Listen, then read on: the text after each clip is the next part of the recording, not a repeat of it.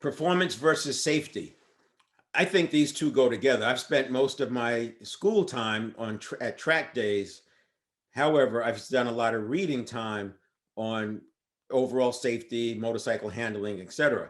And there are a lot of principles that come out in track training, track oriented training, that don't necessarily apply to the street. It doesn't mean they won't work on the street, but there are things you can and cannot do when you're at the margin, and things you should not do when you're at the margin with the motorcycle. And if you're doing a track riding with any kind of focus, you're probably going to be near the margin. If not the motorcycle's margin, then maybe your margin. And so when you're at the margin, there are certain things that you cannot get away with. And that's why the principles are slightly different. And on the street, for example, you're not using as much lean angle.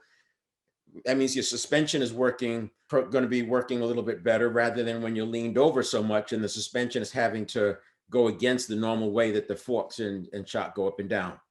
So that's what we're going to focus on. So to hear more about that, check out the channel, and we'll keep new information coming. We'll interview people who do this sport touring, iron butt riders, and folks like that, to bring you some of the best information we can find.